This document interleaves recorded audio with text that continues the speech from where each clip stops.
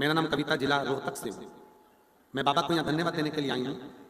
मेरी पीठ पर पिछले 7 साल से गठान थी। मैंने डॉक्टर से अल्ट्रासाउंड करवाया तो उसमें गांठ बताई थी।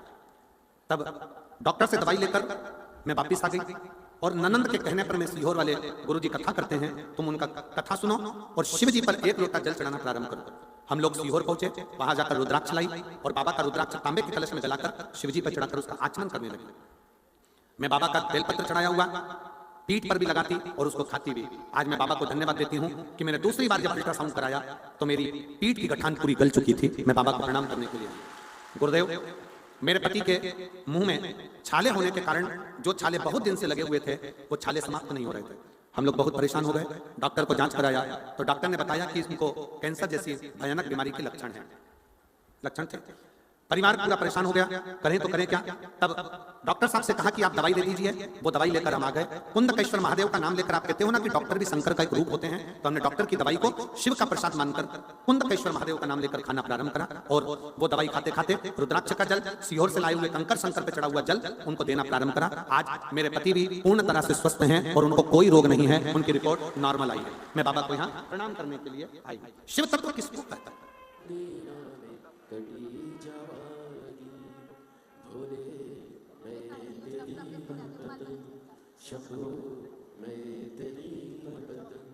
रेखा रघुनाथ शिंदे, परभणी, महाराष्ट्र की रहने वाली हूँ।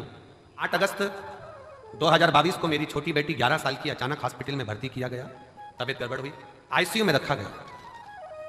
आईसीयू में रखा और बहुत तकलीफ से गुजर रही थी। डॉक्टर ने उसका ऑपरेशन करने के लिए कहा। उसे पेनक्रिज हुई पर सूजन आ गई थी। उसके पेट में 3 गठान हो गई थी। मेरी बेटी से 11 साल की मेरी लड़की जिसके पेट में 3 गठान हो गई, पेनक्रिज में सूजन आ गई। बेटी से मिलने मेरी सहेली आई, तभी उसने मुझे शिव महापुराण की कथा के बारे में बताया। मैं टीवी पर कथा देखती और हर दिन शंकर जी के मंदिर में जाकर जल और बेलपत्र लेकर उसे पिलाती। मेरे पूरे परिवार ने पशुपति व्रत किया और कहने बाबा से विनती करने लगे, अपने बच्चों के लिए कुछ भी कर सकती हूँ ऐसा विचार कर आपकी कथाएं सुनती। गुरुजी, इतनी तकलीफ बच्ची को थी 2022 से। 17 कथा मैंने पंडालों में सुनी है अपनी लड़की के लिए। कारण डॉक्टर ने कह दिया था कि इसका ऑपरेशन हम उसके गर्भ के गठान का कर देंगे, पर जब ये बड़ी होगी उस समय पर ये गठान जो है इसकी सरल नहीं है, सहज जांचें भी होगी और वो सहज नहीं है। बड़ी बीमारी के चांस बताए। टेंशन में पूरा घर हो गया। ऑपरेशन कर भी देंगे पर वो ऑपरेशन होने के बाद इसकी क्या स्थिति रहे वो कुछ नहीं कर सकते। तब 17 कथा पंडाल में जाकर सुनी। कुबरेश्वर धाम रुद्राक्ष महोत्सव में आई, बाबा से विनय करा। बेटी की हालत ठीक नहीं और बाबा से एक ही विनय करा, कुछ भी करो पर मेरी बेटी के पेट की गठान निकल जाए और उसकी सूजन समाप्त हो। जितने डॉक्टर को दिखाते थे वो बताते थे कि ये गठान ठीक नहीं है, ये गलत सूचना देती। और बाबा की ऐसी कृपा हुई, श्रावण के महीने में इसी कुबरेश्वर धाम पर आ गई और रोकर बाबा से प्रार्थना कर बाबा के पंडाल में बैठकर कथा सुनती। सुबह शाम की आरती का दर्शन करती। बेटी को लाई, रज लगाती, उसके पेट पर ले जाकर यहां से फिर जांच कराई और बाबा की कृपा से एक भी गठान उसके पेट में नहीं रही, सब गल गए। इसलिए मैं बाबा को यहां प्रणाम करने के लिए। एक शिव तत्व। गुरुजी, दुनिया हंसती है क्या कथा सुनने से क्या दुख चले जाता है?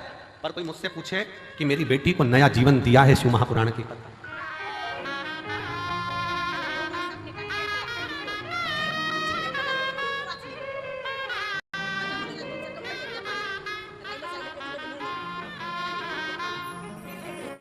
हरभजन विश्वकर्मा पत्नी यही है, पत्नी उर्मिला भाई विश्वकर्मा लिया उसको।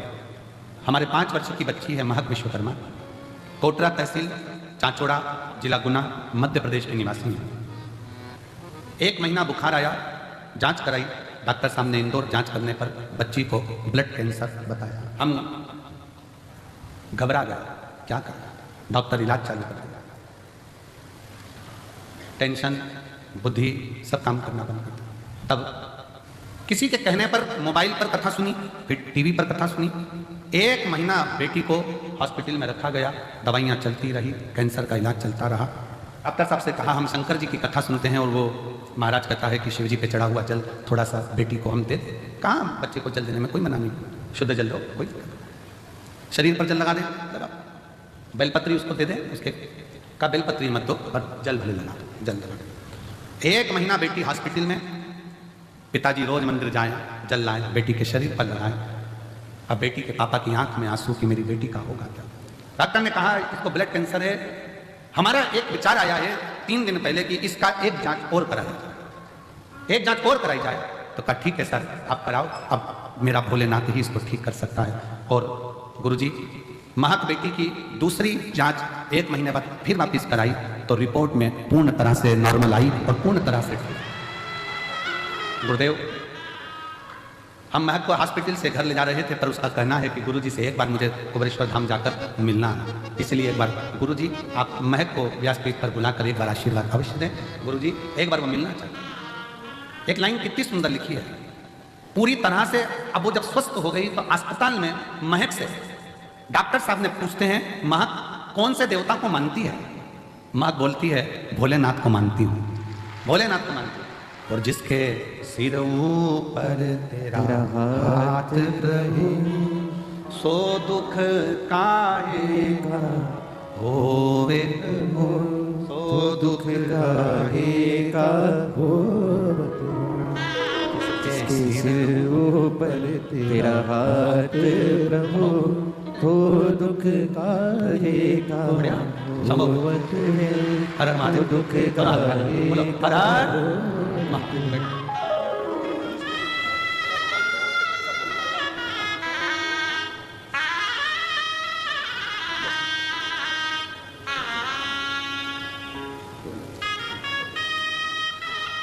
महक भैया कह रहे हैं कि डॉक्टर भी आश्चर्य करा। वो कहती है बाबा मेरे साथ हैं और हॉस्पिटल में 1 महीना एक ही चीज बोलती रही, श्री शिवाय नमस्ते।